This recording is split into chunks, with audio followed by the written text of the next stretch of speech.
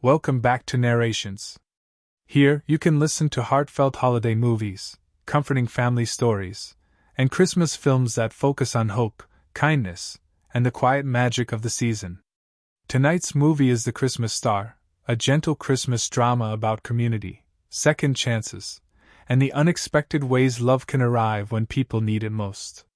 This is not a loud or flashy story. It's a quiet one, rooted in compassion, misunderstandings, and the belief that miracles often come disguised as ordinary moments.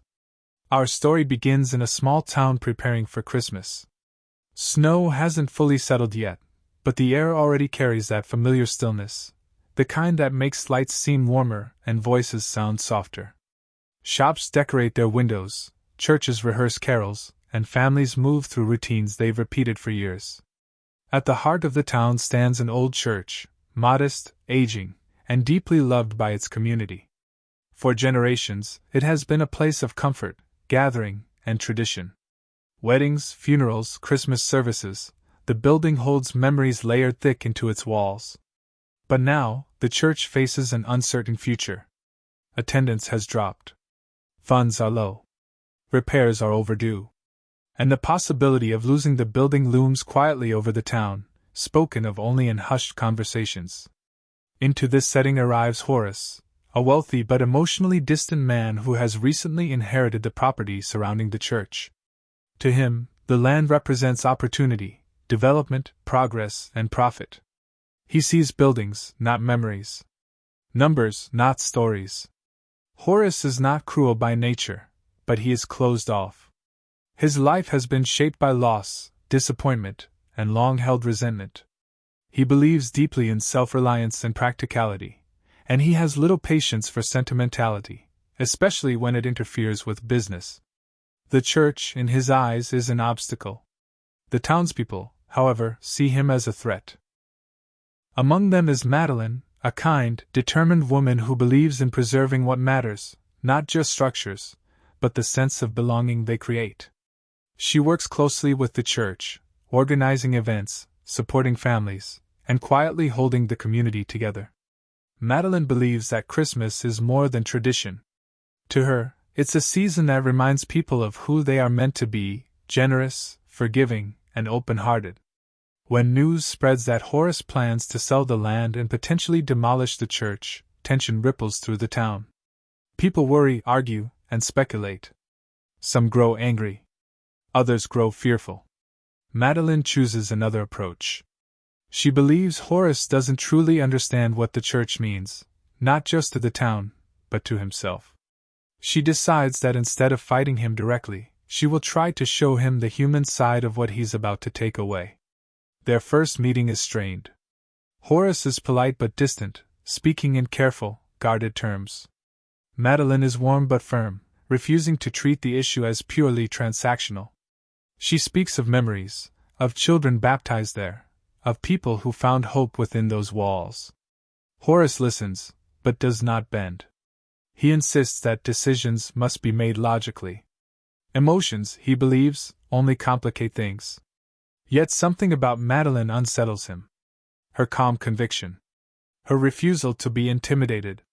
Her belief that people can change. As Christmas approaches, the town organizes its annual pageant, a modest production that celebrates the nativity and the meaning of the season. It's not elaborate, but it's sincere. Children rehearse lines. Parents sew costumes. The church fills with laughter again, even under the shadow of possible loss. Madeline invites Horace to attend. He declines. At least, at first. But circumstances, subtle, almost accidental, begin pulling him closer to the community he's kept at arm's length. A broken car. A missed train. A quiet evening spent where he hadn't planned to be. Slowly, reluctantly, Horace begins to see the town not as a collection of properties, but as people. Children greet him without fear.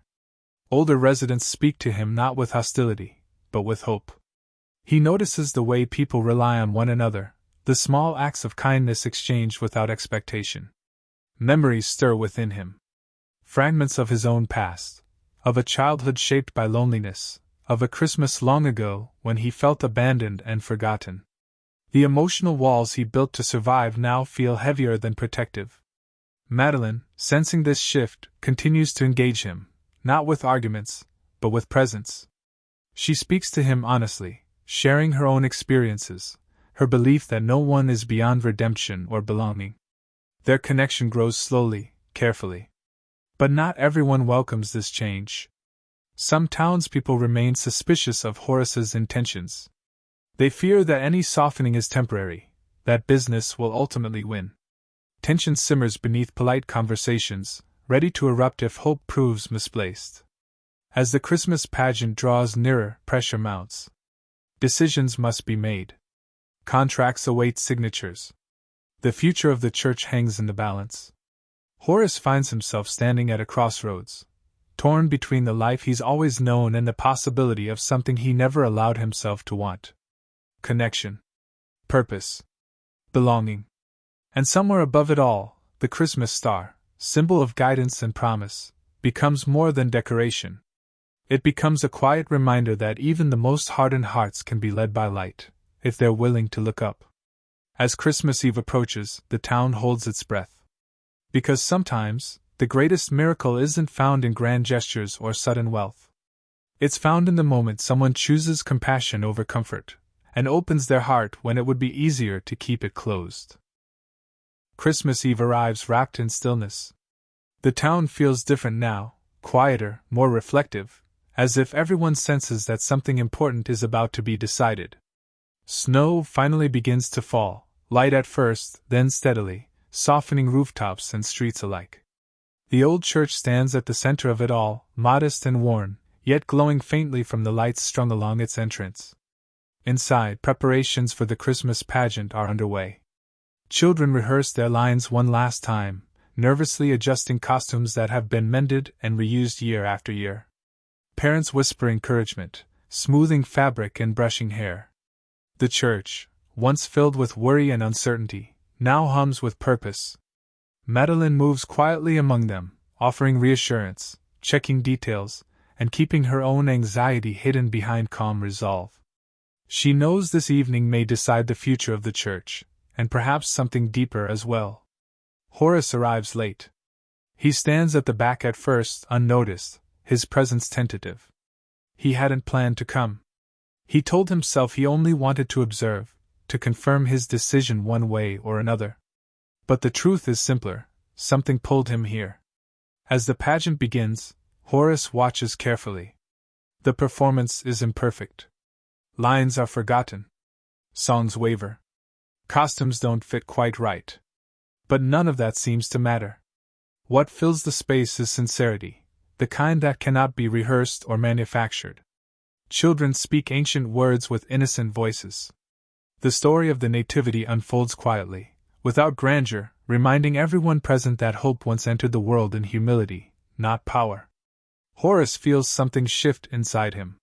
He watches the children, their trust, their openness, and feels the weight of his own guarded life pressing against him.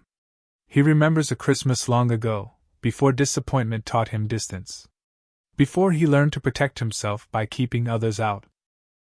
The pageant reaches its final moments. A single star is raised above the stage, simple, handmade, glowing softly. It represents guidance, promise, and the belief that light can still be followed even in the darkest of times. Horace's eyes linger on it.